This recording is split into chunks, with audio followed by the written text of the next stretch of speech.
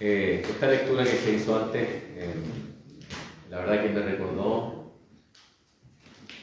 una iglesia anglicana que estoy participando en Inglaterra, en Cambridge, donde el que exponía la escritura no leía, sino que había otra persona que leía antes.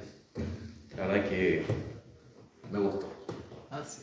Además participa más las personas. Te remontó a esos tiempos. Te remontaste a esos tiempos. Sí. Así que, bueno, la verdad que el Evangelio de Mateo, capítulo 15, del versículo 1 al 20, son bastantes versículos. Amén. Y tengo que tratarlos todos porque toda esa sección trata el mismo tema. Entonces no quiero mutilar la escritura, no quiero dejar algo inconcluso. Trataré, dentro de lo posible, no ser tan largo. No creo sí que dure 5 minutos. Gracias. Como bien decía el obispo Jesús, ha estado siguiendo una serie de predicaciones acerca de la sola escritura. Y esta es una de las solas que levantó la Reforma. Amén. Y en el día de hoy, esta porción que leímos del Evangelio, vamos a estar viendo cómo Jesús trata la inclinación humana de esto de agregar a las escrituras mandamientos de hombres, tradiciones y reglas, que no solamente a veces están a la misma altura de la escritura misma, sino que a veces incluso están sobre ellas mismas. Y vamos a estar viendo por lo menos 3 aspectos que abordan este tema. Jesús primero con los fariseos y escribas, segundo con la multitud y tercero con sus discípulos.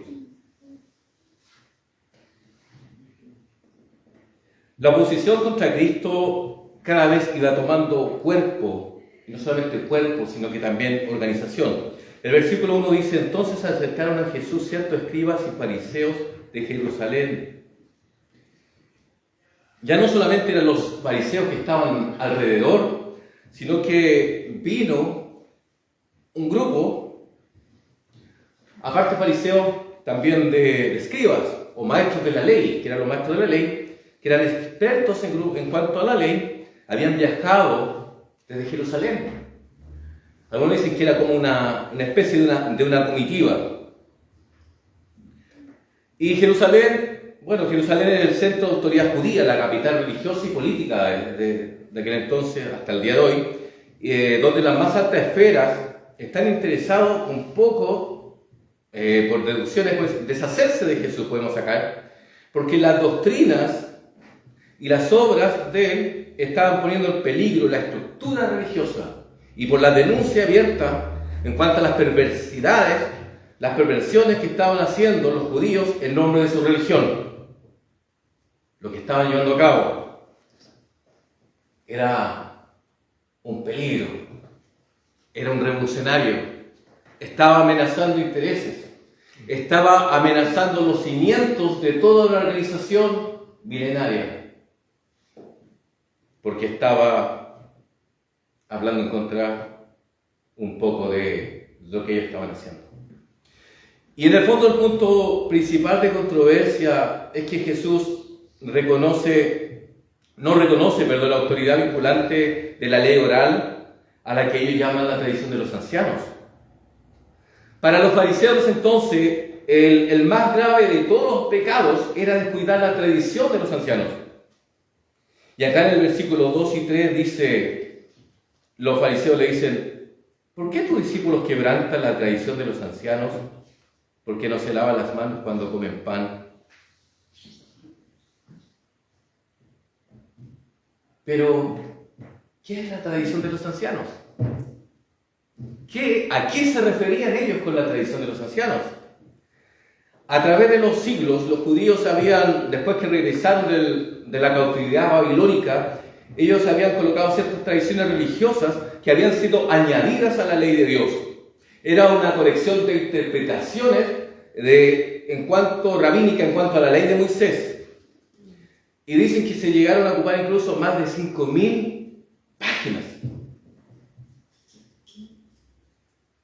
Y los judíos consideraban de mayor importancia a estas tradiciones que la ley misma de Moisés, la ley misma de Dios. y era principalmente normas externas que no apuntaban mayormente ni a la moral ni a la espiritualidad, solamente externas. A este código, a estas tradiciones de ancianos también se le conoce, yo creo a lo mejor han escuchado por ahí, como la Mishnah, la ley oral. La tradición de los ancianos es exactamente lo mismo. Y se prescribían múltiples reglas, por ejemplo, para ocasiones incluso inimaginables. Hay un pasaje paralelo en Marcos 7, que no lo vamos a estar viendo, que incluso menciona algunos detalles más acerca de ritos espirituales de limpieza, de purificación. Pero estaba normalizado una gran cantidad, incluso que había 30 actividades en el día sábado, en el día de reposo de ellos, que estaban prohibidas.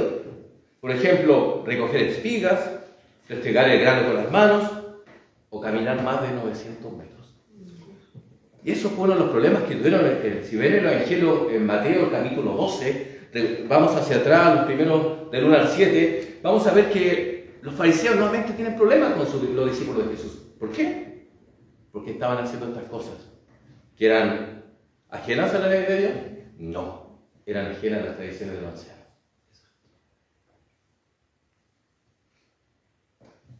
Si bien es cierto, cuando le dice Jesús, los fariseos acerca de por qué no se lavaban las manos, si bien es cierto, por ejemplo, en Éxodo capítulo 30, había toda una ordenanza de que los sacerdotes debían lavarse las manos, pero era para ejercer ciertas cosas dentro del santuario, no era por higiene, era algo ceremonial, pero era solamente, exclusivamente para el sacerdocio, no era para todas las personas, solamente para el sacerdocio. Y no era de lavarse las manos de comer, es solamente en contexto de ofrendas, de servicio dentro del templo. Por lo tanto, lo que los fariseos estaban queriendo imponer a sus discípulos no tenía apoyo ninguno en la Escritura. Ninguno. Pero para los fariseos era de vital importancia. Eran celosos. Pero, ¿qué dice Jesús? Versículo 3 dice, respondiendo les dijo, ¿por qué también vosotros quebrantáis el mandamiento de Dios por vuestra tradición? Jesús no contestó la acusación, ni una explicación, ni una excusa, sino que él lanzó otra pregunta. Y les dice, ¿por qué ustedes transgreden los mandamientos de Dios por su tradición? Los fariseos están acusando a sus discípulos de transgredir las tradiciones de los ancianos. Pero Jesús le dice, pero ustedes están haciendo realmente algo peor. Están transgrediendo los mandamientos de Dios por su tradición. Y esta confrontación entre Jesús y los religiosos de Jerusalén pone en relieve por lo menos una de las principales líneas divisorias entre ellos, a ver, primero, la supremacía de la palabra de Dios sobre cualquier otra autoridad, la Escritura, la palabra de Dios sobre cualquier otra autoridad. Y Jesús deja claro que el Antiguo Testamento procede de Dios, mientras que sus tradiciones, su mandato humano, son solamente pronunciamientos humanos. Jesús le da a entender que la palabra escrita de Dios es la autoridad más elevada, más allá que las tradiciones humanas.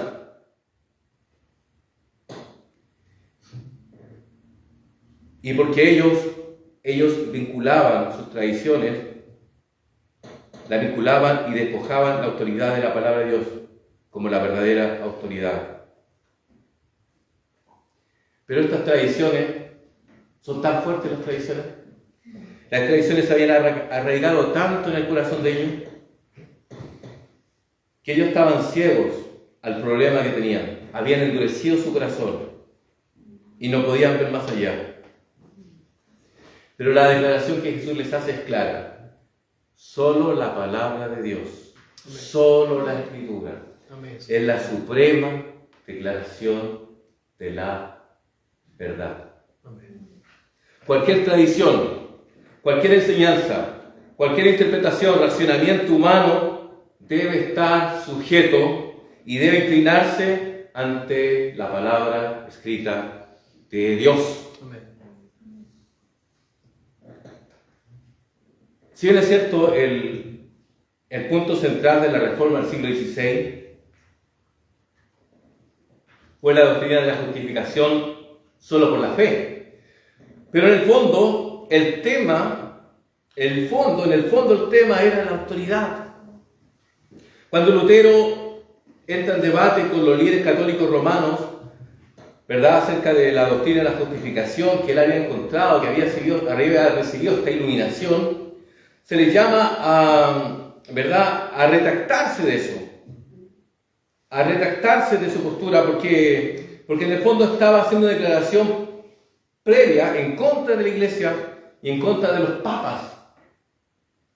Y eso, en cierta forma, produjo, claro, una crisis en Lutero, porque no era aceptable cuestionar la autoridad de la Iglesia y del Papa, sobre todo en ese entonces.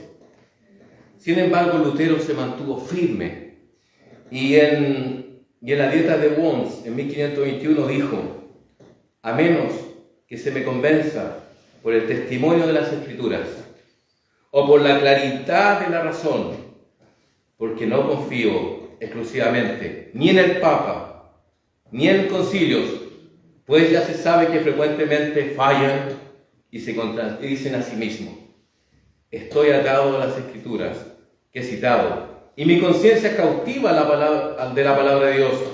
No puedo retractarme, y no me retractaré de nada de lo que he dicho, porque no es seguro ni correcto ir contra la conciencia. No puedo hacer otra cosa. Aquí estoy, y en este punto permanezco. Que Dios me ayude. Amén. A menos que se me convenza por el testimonio de la Escritura. Esta fue una de las primeras solas, las solas Escrituras que levantó la Reforma. Y ahí nació. Y la Confesión de Fe de Westminster, en el capítulo 1 de la Sagrada Escritura, en el artículo 6, dice, Westminster, yo debo estar feliz que existe la Confesión de Fe de Westminster. En el capítulo 1 de la Sagrada Escritura, artículo 6, dice: la totalidad del consejo de Dios concerniente a todas las cosas necesarias para su propia gloria y para la fe, vida y salvación del ser humano, está expresamente expuesto en la Biblia, o por buena y necesaria consecuencia, puede deducirse de la Biblia, a la cual nada debe añadirse en ningún tiempo, ya sea por nuevas revelaciones del Espíritu o por las tradiciones humanas.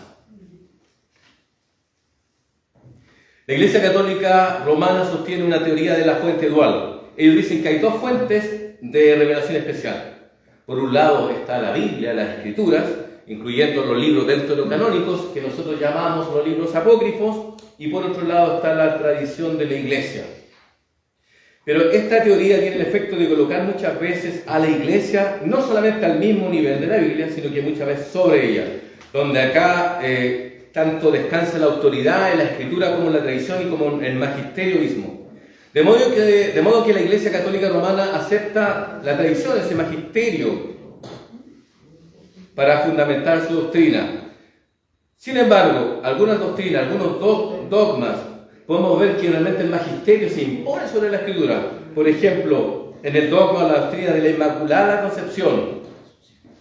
O sea que María nunca pecó, lo cual niega fuertemente la Escritura. No hay nadie, no hay ni uno bueno. El mismo Jesús dice: ¿por qué me llamáis bueno si solamente hay uno bueno? Bueno, este dogma, esta doctrina de la Inmaculada Concepción, se llevó a cabo o se fue parte dentro del catolicismo romano por el Papa Pío IX en el año 1854. Recién ahí. La Asunción de María, que María fue ya no solamente su alma, sino que en cuerpo y alma, también fue por el otro Papa, el Pío X, o sea, XII, en el año 1950. Pero ninguno de estos datos se encuentra registrado en las Escrituras. Por lo tanto, el catolicismo romano tiene más fuerza, el magisterio, la supuestamente infalibilidad del Papa sobre la Escritura misma. Por eso los reformadores se levantaron. Sola Escritura. Y esto a veces puede no solamente ocurrir, esto de las tradiciones de los judíos y agregar cosas como leyes de Dios, dentro del catolicismo romano. Hay muchos círculos evangélicos donde se agregan cosas humanas. No sé cuántos han sido víctimas de aquellas cosas en carne propia, donde se dice que, por ejemplo, que no puedes beber vino, no puedes escuchar música, que no sea religiosa, donde se te dice que que eso es pecado, que la mujer no se puede maquillar, que no se puede cortar el pelo, que una mujer no puede usar pantalones, que si obispo o si es pastor no se puede cortar el pelo de cierta forma, etc. Que no se puede ir al cine. Legalismo, legalismo, legalismo. Legalismo. Y muchas veces, hermanos, estos mandamientos humanos, estas traducciones humanas, pasan a ser más importantes que la Escritura misma. Y se le dan más valor que la Escritura misma. Pero nuestro único punto de referencia debe ser la Escritura. Nosotros no podemos añadir ni quitar a ella. Pero hay un peligro de siempre estar añadiendo. Con esto, ojo, con esto no quiero decir que la tradición en sí pueda ser errada o pueda ser errónea.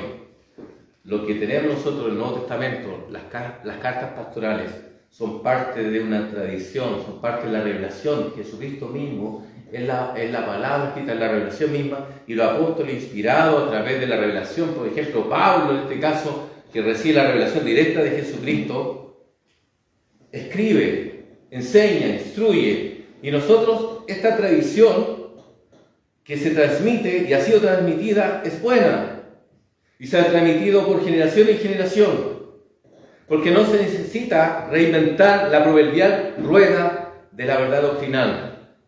Cuando una tradición está basada en la Escritura y no fuera de ella, es legítima. Es legítima. Y Jesús aquí en los versículos 4 y 6 dice: porque Dios mandó diciendo, honra a tu padre y a tu madre, y el que maldiga al padre o la madre muera irremisiblemente. Pero vosotros decís, cualquiera que diga a su padre o a su madre, es mi ofrenda a Dios, todo aquello con que pudiera ayudarte. Ya no ha de honrar a su padre o a su madre. Así habéis invalidado el mandamiento de Dios por vuestra tradición.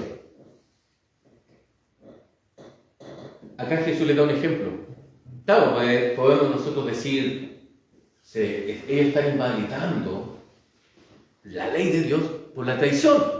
Ok, lánzanos algo, ¿no? Podemos decir nosotros, danos algún ejemplo. Y Jesús aquí da este ejemplo. Y en el pasaje de Marcos 7:11, esto de dar ofrenda le llama corbán. Y en el fondo es una práctica, significa regalo. Y ellos decían que si tú hacías un voto que se llamaba corbán, donde tú decías que ibas a dedicar todo tu dinero, toda tu propiedad, consagrarla a Dios, al templo. Si tú hacías eso y veías a tus padres, tu madre, tu padre, tener alguna necesidad, pobreza, necesidad de comida, ellos estaban libres. Era un cierto resquicio legal. Ellos estaban libres de aportar, porque ellos habían hecho un voto. Y como habían hecho un voto a Dios, supuestamente no lo podían quebrantar. Claro que no. No podían ellos quebrantar este voto. Ellos no podían decir, Padre, perdóname, dice, no te puedo ayudar, porque todo lo que yo tengo está consagrado a Dios. ¡Wow! ¡Wow! Pero Jesús le dice, ¿acaso no dice, honra a tu padre y a tu madre? Cita Éxodo 20, versículo 12, los 10 mandamientos. Y Deuteronomio que después, ¿verdad?, también lo refuerza. También dice en Éxodo 21, 17, dice, y también el que maldiga a su padre o a su madre será condenado a muerte. Pero aquí la tradición invalidada. La tradición llevaba a invalidar esto, lo que sí estaba claro en la Escritura. Estaban violando el quinto mandamiento.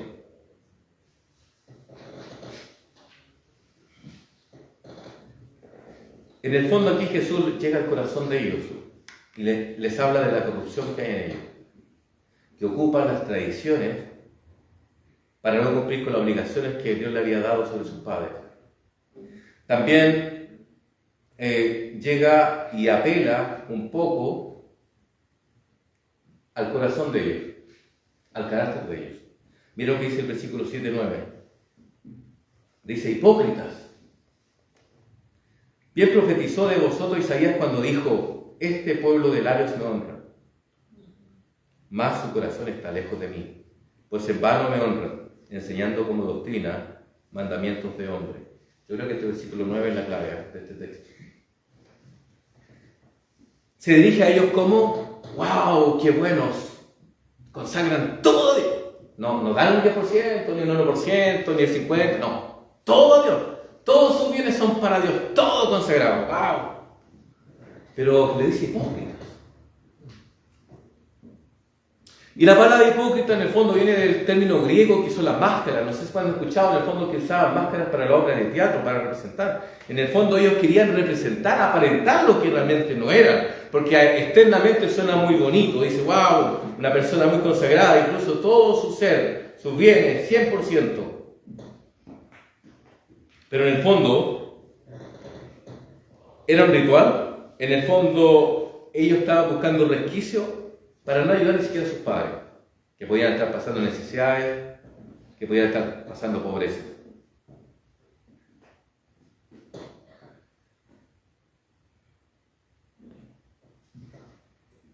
En el fondo ellos estaban mostrando un corazón codicioso. Había codicia en sus corazones. Porque en este voto, el único que podía hacer uso de toda esa consagración del 100% eran ellos.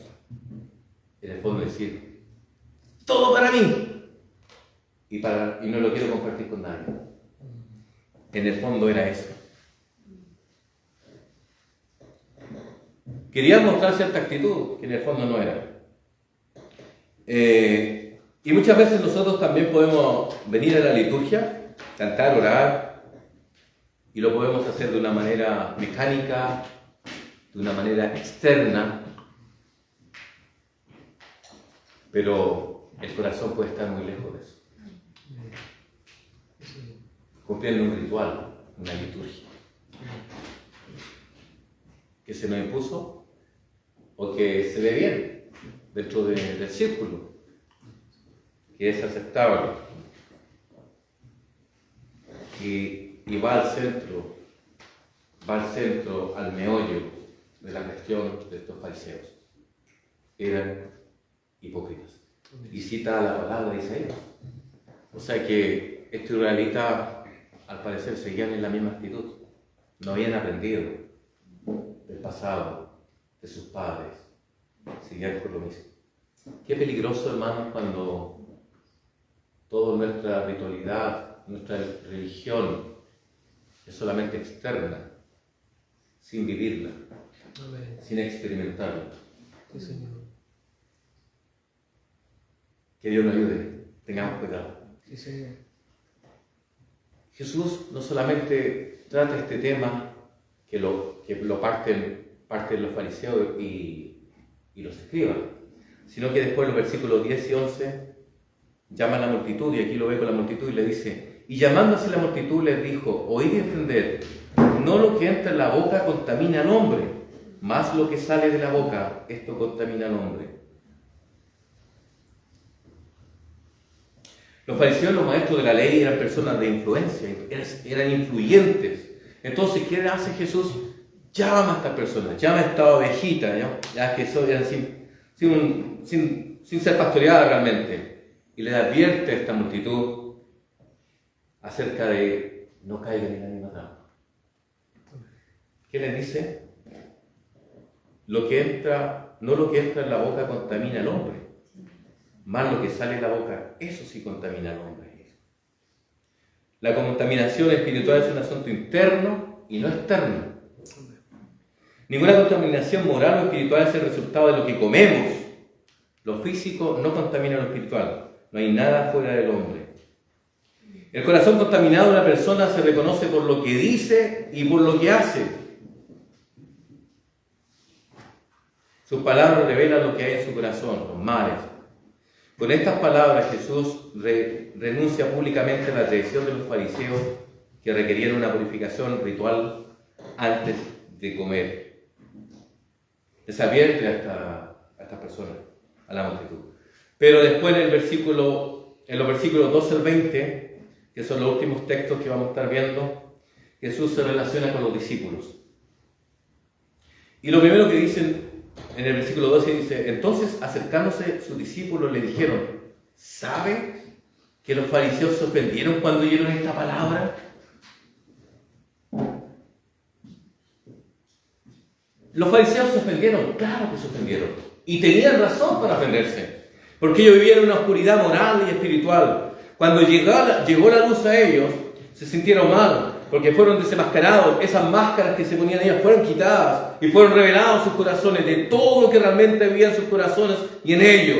Porque la verdad desenmascara la pecaminosidad que hay en el corazón. La verdad desenmascara su pecado. Su pecado. La verdad de Dios. Conoceréis la verdad, y la verdad os hará libres. La verdad. El versículo 13 al 14 dice: pero respondiendo él dijo: toda planta que no plantó mi Padre Celestial será desarraigada. Dejadlos, son ciegos guías de ciegos, y si el ciego guiara al ciego, ambos caerán en el hoyo. Las personas que andan en esa hipocresía están destinadas a ser juzgadas.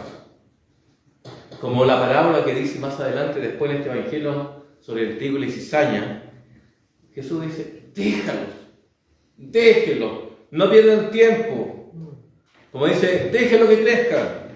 Pero va a llegar un tiempo que van a ser juzgados. Y dice acá que toda planta que mi Padre no plantó, otras versiones dicen, será sacada de raíz.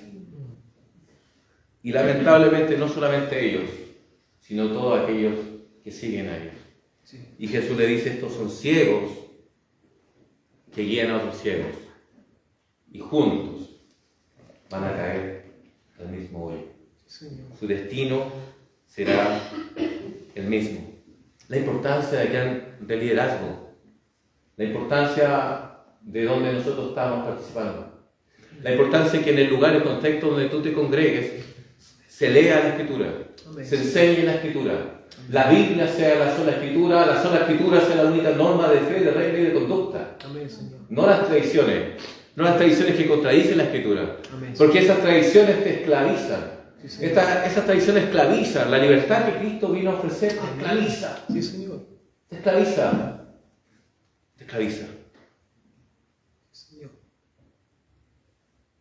Después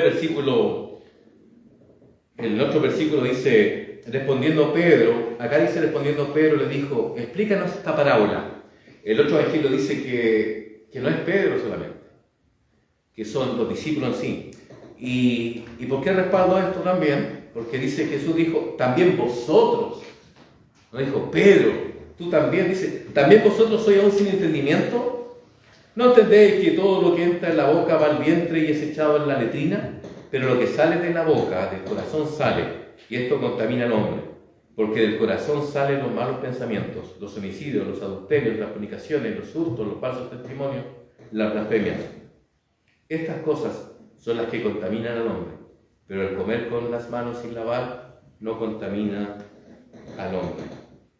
Acá Jesús anda un poco cansando la mente ahí, duros de servir, como le dice.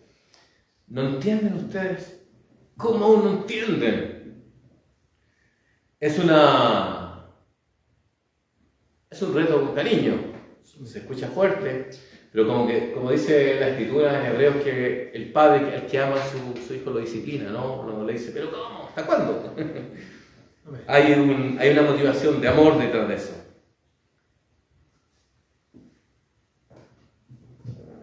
Y acá en su explicación Jesús perfila el papel fundamental que se empeña el corazón en la pureza espiritual.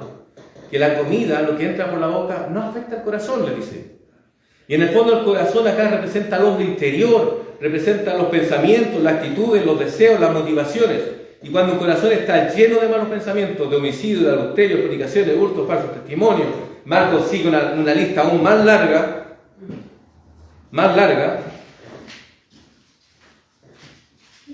eso es lo que contamina. Pero lavarse las manos antes de comer de una manera religiosa no es no contamina. Pero sin embargo, si contextualizamos esto, nadie va a estar preocupado ahora si me lavo las manos, a lo mejor por higiene, ¿no? Por higiene, sobre todo el contexto cuando está el coronavirus y todo lavándose las manos. ¿Quién no tuvo las manos partidísimas? Todo el mundo, la gente con las manos partidas. Si no es cierto, eso no produce nada, no produce justicia en uno. Te puede ayudar a no contagiarte, pero en este caso, pero no es un tema hoy en día. Pero sin embargo, puede ser un tema de nosotros querer acercarnos a Dios en forma pura o acercarnos a Él a través de las buenas obras. O querer dar dinero, una contribución, una caridad, hacer algo. Si nosotros entendemos que la religión es esto o actos similares, espero que con estos pasajes te hayas dado cuenta que no es así. Que esas cosas no purifican el corazón. Para nada. Y para concluir, para muchos,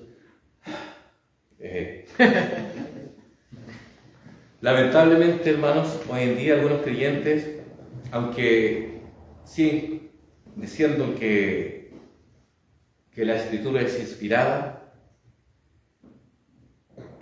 siguen poniendo como máxima autoridad no la Escritura, sino que sus experiencias místicas.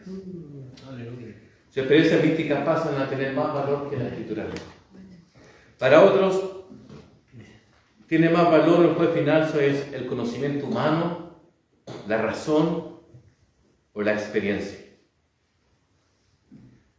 Otros dicen, está bien, yo tengo una cierta idea sobre la inspiración de la Escritura, pero ¿no será igual un libro medio viejo, polvoriento, que hay que actualizar, hay que actualizarlo? Como las aplicaciones, hay que actualizarlas, porque tiene algunos valores culturales medio antiguos, medios irrelevantes para el día de hoy. Hay que contextualizarlo, hay que llevarlo a nuestros tiempos. No sé cuántos han escuchado eso. Y ejemplo de eso son, lamentablemente, algunas denominaciones tradicionales, como es, no creo que lo bajen, como es la práctica de la aplicación, como es la práctica de la homosexualidad, como un estilo de vida aceptable, incluso para ministros ordenados, lamentablemente. Sin embargo, para nosotros, la palabra de Dios revelada en la Escritura es la única autoridad y que contiene todo lo necesario para la salvación y para la vida espiritual. La sola Escritura.